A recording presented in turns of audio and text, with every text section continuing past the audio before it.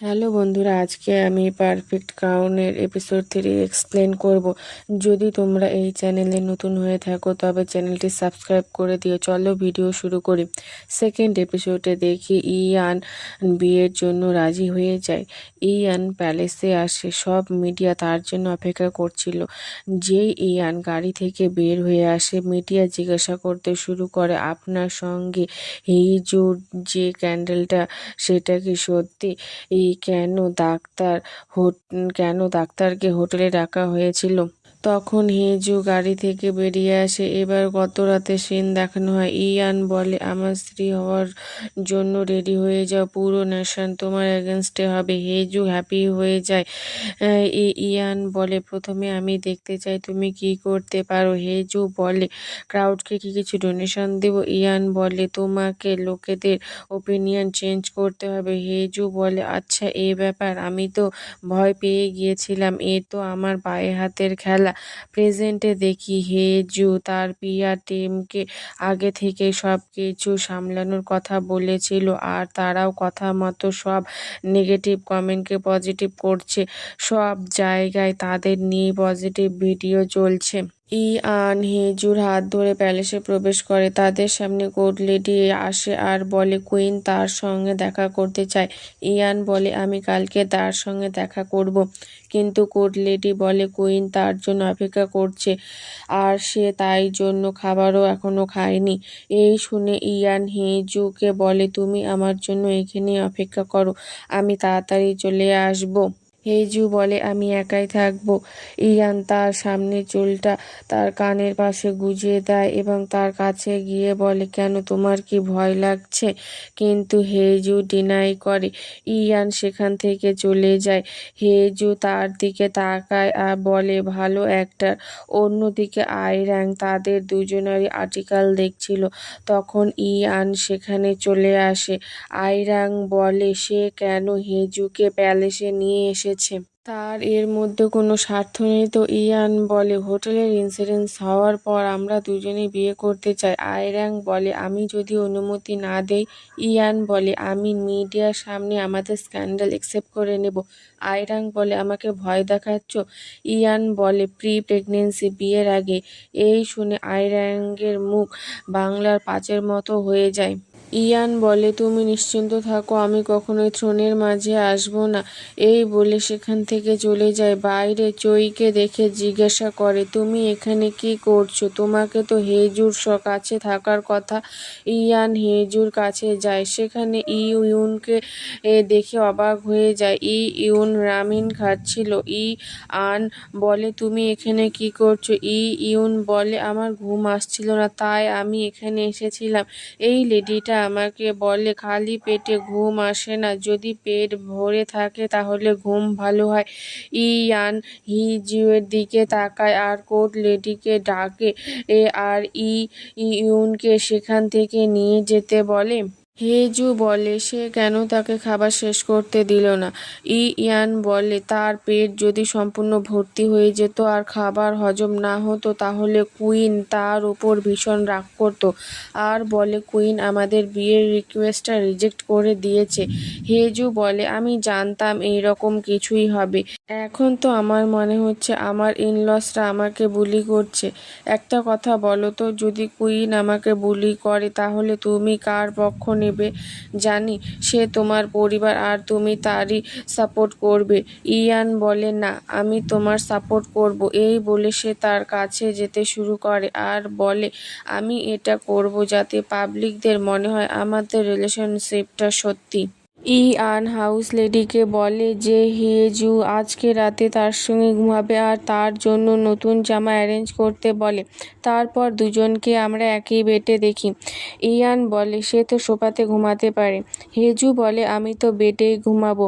এরপর দুজনেই ব্ল্যাঙ্কেটটা নিজের দিকে টানতে শুরু করে। দুজনের মধ্যে ব্ল্যাঙ্কেট নিয়ে একটু লড়াই হয় আর তারা খুব জোরে জোরে আওয়াজ করছিল। বাইরে দাঁড়িয়ে থাকা হাউসমেটরা অন্য কিছু ভেবে নেয়। সকালে দেখি চায়ু ইয়ানকে উঠাতে এসেছে আর বলে, তুমি তো আজ অনেকক্ষণ ধরে ঘুমিয়েছ, ম্যাডামকে দেখো, অনেকক্ষণ আগে অফিসে চলে গিয়েছে।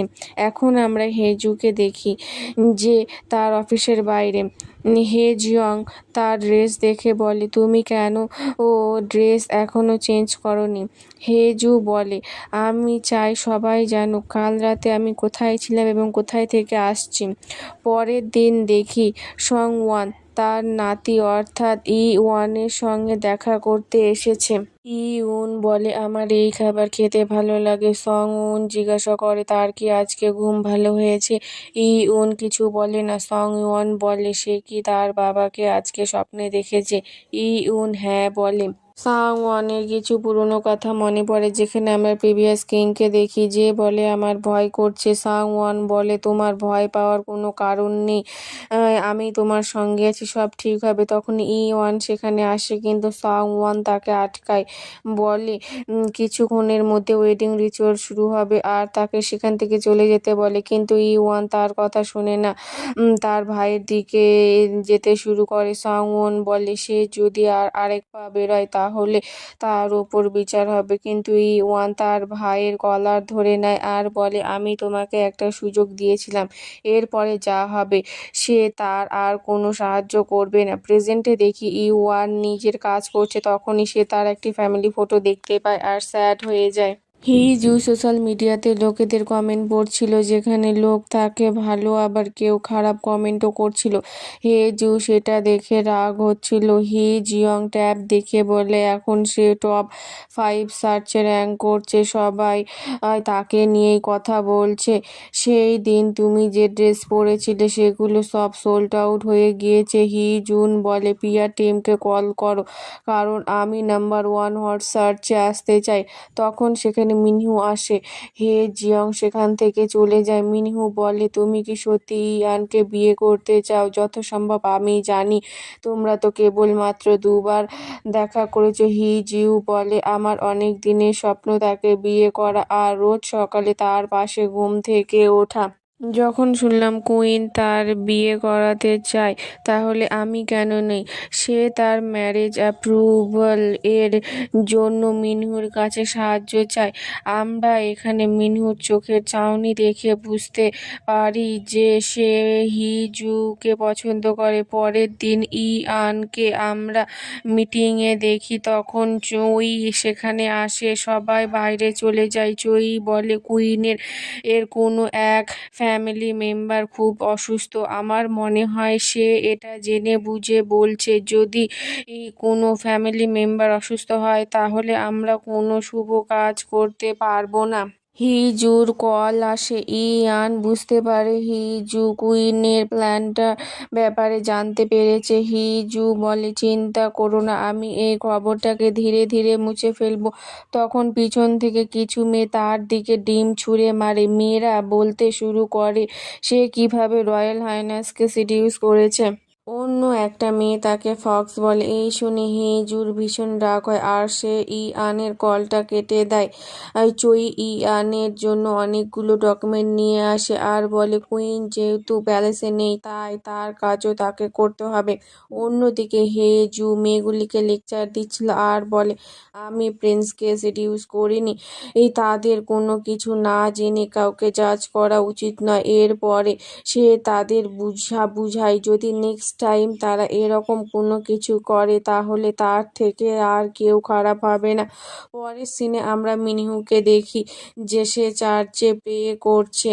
ফাদারের সঙ্গে বাইরে বেরিয়ে আসে। ফাদার বলে সে খুব ভালো যে তার ফ্রেন্ডের ওয়েডিংয়ের জন্য ও প্রে করছে। তখন মিনহু বলে, কে জানে, হয়তো আমি অতটাও ভালো নই, আমি চাই না তাদের বিয়ে হোক। ফার্স্টে দেখি হাই স্কুলে মিনহু হিজুকে দেখে সে কিছু চুরি করার চেষ্টা করছে। তখন সেখানে টিচার চলে আসে, সে হিজুকে সাহায্য করে। টিচারকে সেখান থেকে অন্য জায়গায় পাঠিয়ে দেয়। এর মধ্যে হিজু চাবিটাকে নিয়ে সেখান থেকে চলে যায় আর মিনহু তার দিকে তাকিয়ে স্মাইল করছে। প্রেজেন্টে দেখি হিজু তার বাড়িতে আসে, তার বাবা তার জন্য অপেক্ষা করছে। এরপর সে তার হেয়ার ওয়াশ করে তার বাবার সামনে বসে। এখানে হিয়ন গুক বলে সে যে এই চিপ স্টান্টটা করেছে, আমি জানি এসব সে অ্যাটেনশন পাওয়ার জন্য করছে। আর বলে তোমার যদি মনে থাকে আজকে তাইজুর মায়ের ডেট অ্যানিভার্সারি। আমরা পাস্টে দেখি হিজু প্রথমবারের মতো হিয়ন গুকের বাড়িতে এসেছিল। সেখানে ছোট তাইজু আর তার মাও ছিল। হিজু তার নাম বলে আর হিয়ন গুকের দিকে তাকিয়ে পয়েন্ট করে বলে তুমি আমার বাবা। হিয়ন গুকের স্ত্রী এসব শুনে অজ্ঞান হয়ে পড়ে আর সে মারা যায়। হিয়ন গুক বলে তোমার মা তো তোমায় ছেড়ে গিয়েছে, কিন্তু তুমি এসে আমাদের জীবন নষ্ট করে দিলে। পরের সিনে হিজুকে দেখি তার বাবার কাছে একাডেমিক রিপোর্ট দেখাচ্ছে সে ফার্স্ট হয়েছে, আর তার জন্য সে তার বাবার কাছে তার ভাইয়ের মতো একটা সাইকেল চায়। এইরকম 3টে সিন দেখানো হয় যেখানে হিজু তার ভালো কাজের জন্য কিছু না কিছু চাইছে। হিয়ন গুক তার দিকে তাকায় আর তাকে গ্রিডি পার্সন বলে। প্রেজেন্টে দেখি হিয়ন গুক বলে তুমি আমার কোম্পানি থেকে সরে যাও, না হলে সে তাকে ডিসঅন করবে। হিজু বারণ করলে তার বাবা রেগে ওঠে। হিজু বলে আমি এরকম কোনো কিছুই করব না, আর সে তার বাবাকে নাম ধরে ডাকে। এতে হিয়ন গুকের রাগ আরও বেড়ে যায়। সে বলে তোমার সাহস কী করে হলো নিজের বাবাকে নাম ধরে ডাকার? হেজু বলে কেন, তুমিই তো আমাকে ডিসন করবে, তাহলে আমার তোমায় বাবা ডাকার কোনো দরকার নেই। তুমি সবসময় তাইজুইকে আগে রাখো আর আমাকে তো কিছুই মনে করো না। আমিও জানি তোমাদের মতন লোকেদের সঙ্গে কিভাবে ডিল করতে হয়। এই বলে সে চলে যায়। হিয়ন গুকের ভীষণ রাগ ওঠে। পরের সিনে দেখি হিজু বসে ড্রিঙ্ক করছে। তখনই ইয়ানের কল আসে। ইয়ান বলে তুমি ঠিক আছো তো? এই শুনে হিজুর মন একটু খারাপ হয়ে যায় আর বলে আমি কালকে তোমার সঙ্গে কথা বলবো। এই বলে ফোনটা রেখে দেয় আর পাস্টের কথা ভাবতে থাকে। আমরা আগের সিনটাই দেখি যেখানে সে তার বাবাকে রিপোর্ট কার্ড দেখাচ্ছে। তার পাশেই তাইজুনের জন্য একটা সাইকেল রাখা ছিল আর সাইকেলের উপরে তার ভালো জীবনের জন্য শুভেচ্ছা কামনা করা ছিল। সেও নিজের জন্য তার বাবার কাছ থেকে এই রকম শুভেচ্ছা চায়, তাই সে তার বাবাকে তাইজুর মতন একটা সাইকেল তাকে কিনে দিতে বলে। সে শুধু তার বাবার একটু ভালোবাসা পেতে চেয়েছিল, যে সেটা কখনো পায়নি। প্রেজেন্টে দেখি হিজুর দরজায় কে বারবার নক করছে। হিজু ভাবলো যে কেউ তাকে আবার বিরক্ত করতে এসেছে, তাই সে বেসবলের ব্যাট নিয়ে গিয়ে দরজা খুলে ইয়ানকে সামনে দেখে তার সব রাগ ভ্যানিশ হয়ে যায়। অন্যদিকে চই ইয়ানের জন্য চা নিয়ে আসে, দেখে সে তো সেখানেই নেই। এই দেখে তার খুব রাগ উঠে, কারণ সে তার সব কাজ ফেলে চলে গিয়েছে।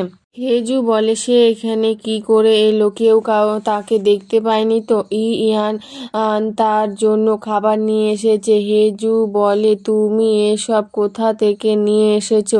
একটা শপ দেখায় যেখানে সবাই শুধু ইয়ানকেই দেখে। সেখানে সে হেজু সেডেকশন নামে একটা ডিশ দেখতে পায়, সে সেটা তার জন্য নিয়ে আসে।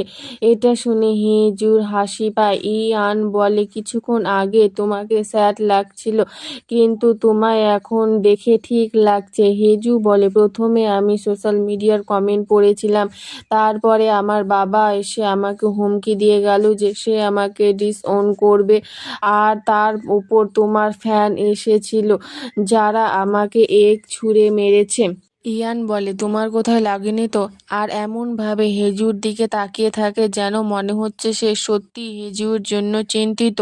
আমরা আয়রানকে দেখি যে হেজুয়ের ছবি দেখছিল। এই ছবিগুলো কিংয়ের বার্থডে পার্টির ছিল, আর সে যেন কাকে কল করে। পরের দিন ইয়ান হেজুকে তার প্রাইভেট ভিলাতে নিয়ে আসে আর বলে সে এখন থেকে এখানেই থাকবে।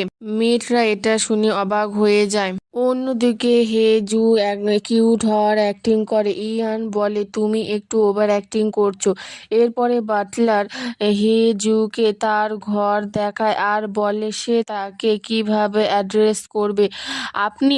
আপনি আমাকে কিম কিম বাটলার বলতে পারো, আর কোনো দরকার হলে সে তাকে ডাকতে পারে। হেজু তার বিজনেস কার্ড দেয় আর বলে, যেহেতু তুমি আমার কোম্পানিতে কাজ করো না, তাই তুমি আমাকে নাম ধরে ডাকতে পারো।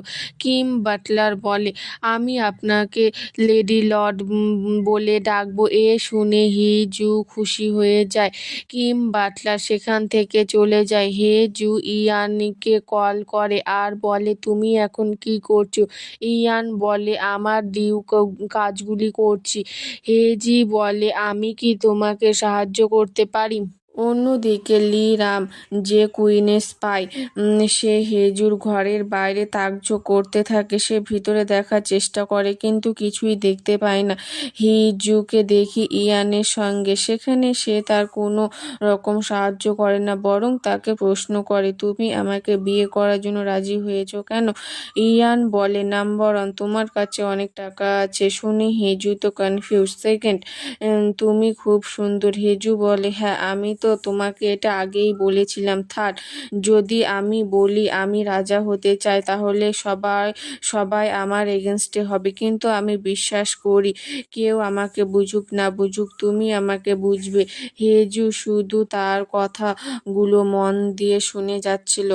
আয়রানকে দেখি সে কোথায় যাওয়ার জন্য রেডি হচ্ছিল।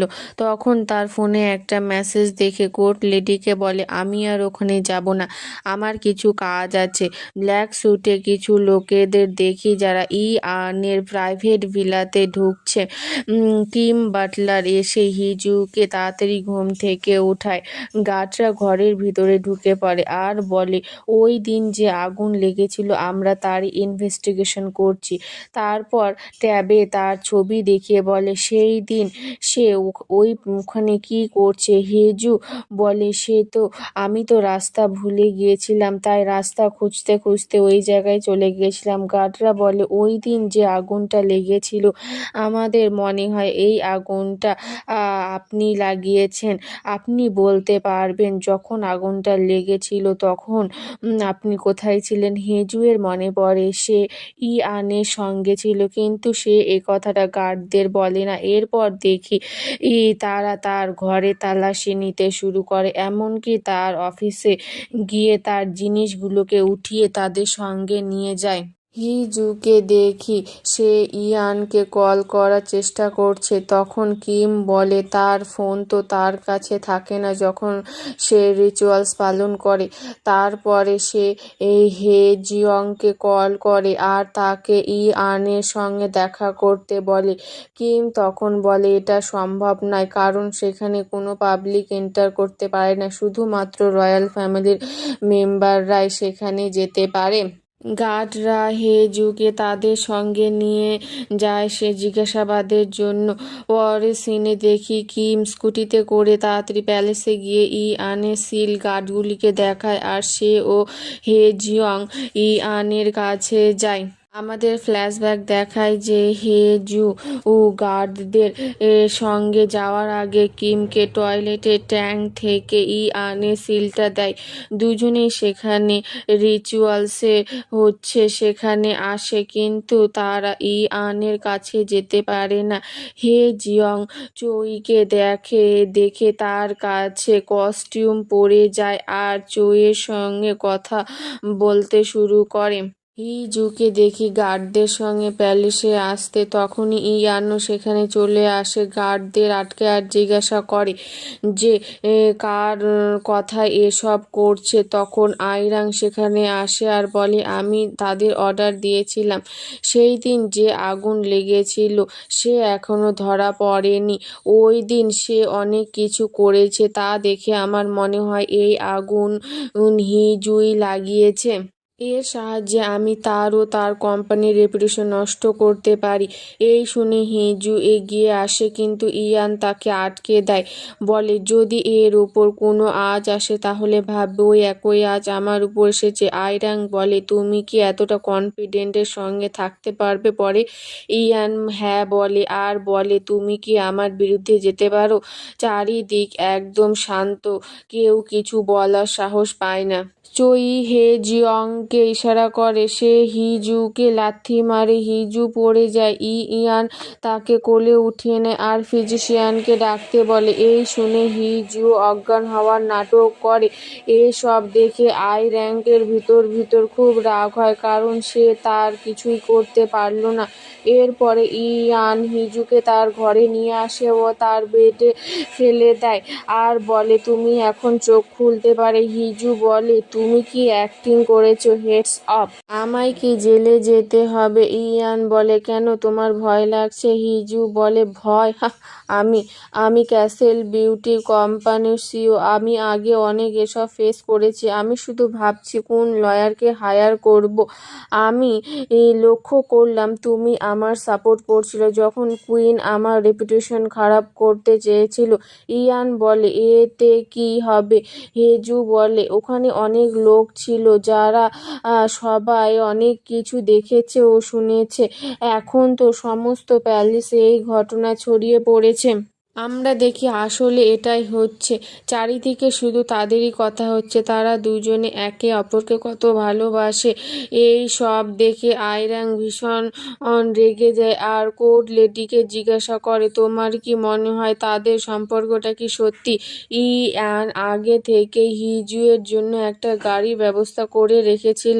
সে গাড়ি করে ইয়ান এর ভিলাতে আসে। তাকে দেখে সবাই খুব খুশি হয়। সেখানে সে কিমের প্রশংসা করে আর তার জন্য হাততালি বাজায়। হিজু ফ্রেশ হয়ে ইয়ানকে কল করে, দুজনে কথা বলে। ইয়ান বলে, কাল থেকে তোমার সঙ্গে রয়্যাল গার্ড থাকবে। হিজু বলে, এখনো তো আমাদের বিয়ে হয়নি, এখন থেকে রয়্যাল গার্ড? তুমি আমার জন্য এত করছো, তো আমিও তোমার জন্য কিছু করব। এরপর দেখি সে তার গাড়ি নিয়ে বেরিয়ে যায় ইয়ানের কাছে। আমরা দেখি ইয়ান দেওয়ালের ওপার থেকে আসছে আর হেজিও দেওয়ালের এপারে দাঁড়িয়ে আছে। সে তার জন্য কফি নিয়ে এসেছে আর বলে, এটা অনেক দামি কফি, এটা খেলে তোমার ভালো লাগবে। সে তার জন্য আরও ওষুধও নিয়ে আসে। ইয়ান বলে, এসবের কোনো দরকার ছিল না। হেজু বলে, তুমি তো ডাক্তারও দেখাওনি, এটা দরকার ছিল? এটা শুনে ইয়ান শুধু তার দিকে তাকিয়ে থাকে। সে তার গাল ধরে নেয় আর ধীরে ধীরে তার কাছে যায় আর হিজুকে কিস করে। আর এই কিসের সঙ্গে আমাদের এপিসোড এখানেই শেষ হয়ে যায়।